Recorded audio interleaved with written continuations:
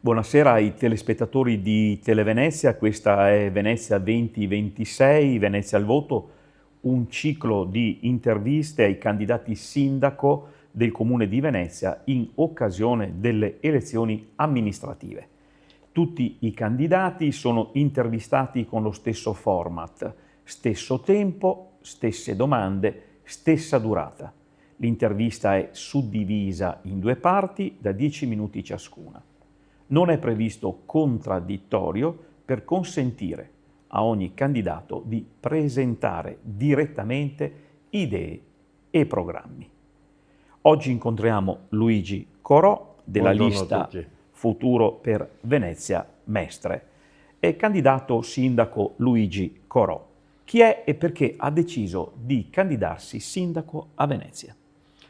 Luigi Corò è un ex amministratore che aveva deciso di appendere al chiodo la propria giacchetta da politico, ma che è dovuto rientrare nell'agone per cercare di dare un futuro a questa città che ormai da troppi anni, tanto con la maggioranza di centrodestra quanto con quella di centrosinistra, non sono arrivate quelle risposte che ci aspettava, soprattutto in materia di sicurezza, di degrado, ma pure in termini di politica abitativa.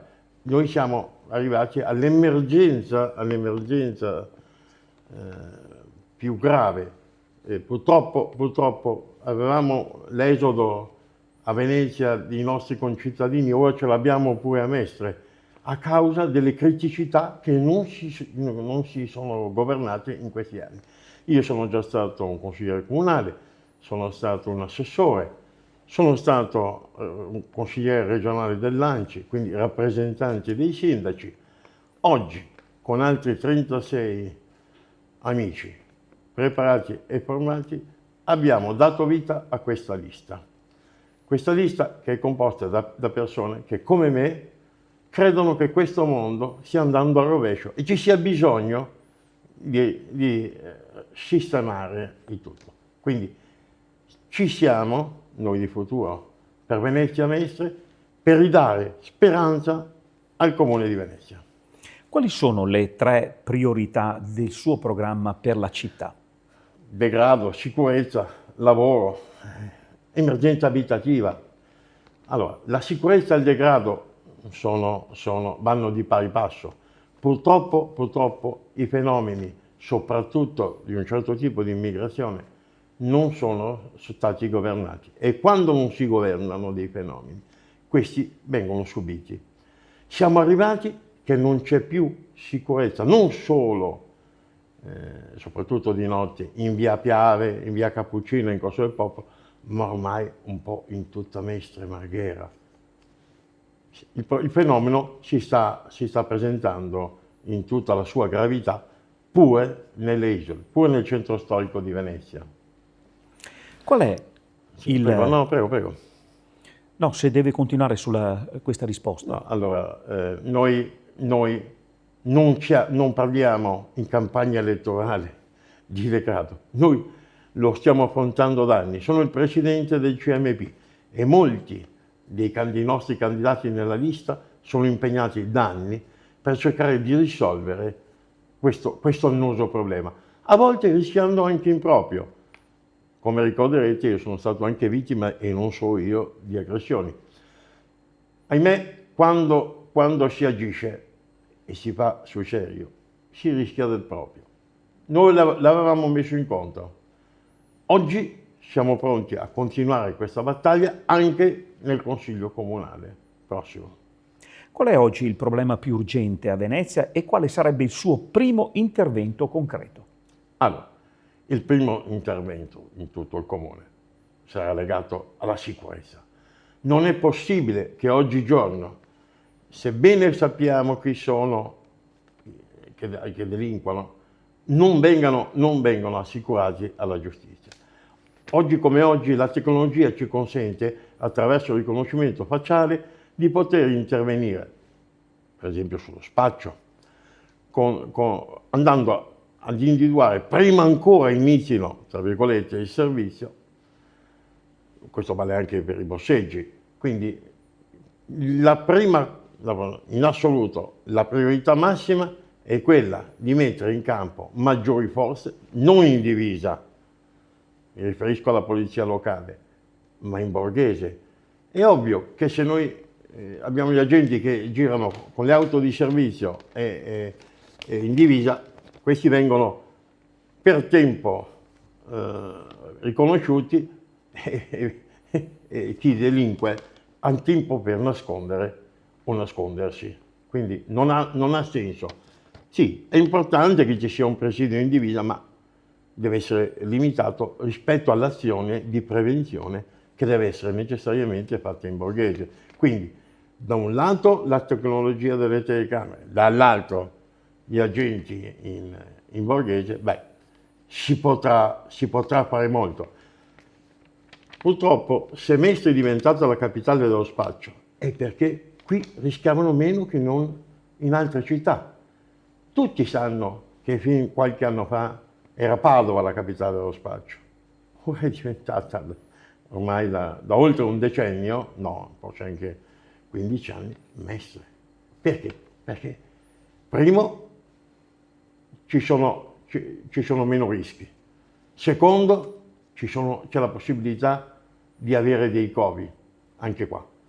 E sarà mai possibile che noi abbiamo degli edifici abbandonati, molti di questi sono di proprietà pubblica, che vengono occupati abusivamente da chi poi delinque sulle nostre strade? No, quei luoghi devono essere chiusi e la proprietà deve essere obbligata a vigilare, non che questi edifici diventino un problema per l'intera collettività. Che idea di città ha per Venezia nei prossimi 10 anni? Ci troviamo di fronte a delle sfide grandissime. Come dicevo prima, Venezia è una città che sta morendo per lo spopolamento, ma pure la terraferma sta diventando questo. Bisogna ripopolarla di cittadini veneziani possibilmente, perché solo loro sono in grado di comprendere da farsi per far sì che questa città continui ad esistere. È una città difficile da gestire, ci vuole molto rispetto e molto amore. Però se noi riportiamo i veneziani, e questo lo si può fare ad esempio mettendo in totale disponibilità gli alloggi pubblici, ce ne sono tantissimi e sono chiusi. Io dico, dobbiamo riportare a Venezia chi desidera abitarci, ma dando la precedenza in maniera assoluta a chi è di origine veneziana, soprattutto alle giovani coppie che vogliono mettere su famiglia. Secondo noi è fondamentale. Poi, per quanto invece riguarda l'immigrazione incontrollata, che è un altro problema di Venezia, io credo che bisogna cominciare con dei controlli pesanti. Non è possibile che la città di Venezia, ma pure la terraferma, sia ostaggio di un'immigrazione incontrollata. Abbiamo migliaia di persone che non hanno avuto modo di integrarsi perché è un numero elevatissimo, hanno creato dei ghetti, questo grazie a politiche sbagliate.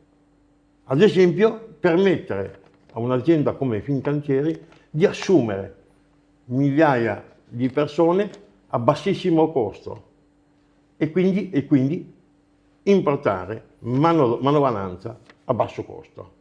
No, bisogna pretendere che le nostre aziende, le aziende nel territorio, abbiano la forza di assumere personale locale. Ma sarà mai possibile che i nostri giovani se ne devono andare all'estero addirittura? Abbiamo una forza lavoro importantissima che è legata soprattutto al mondo universitario, che volente o nolente è costretta a emigrare. Noi diciamo no. I nostri giovani devono avere il diritto di poter lavorare nel nostro territorio e quindi basta con le cooperative che sfruttano, basta con queste formule di società che raccolgono gli stranieri a bassissimo costo, la cosiddetta paga integrale. No, ci vuole dignità anche nel lavoro. E con questa risposta finisce la prima parte di Venezia 2026, Venezia al voto.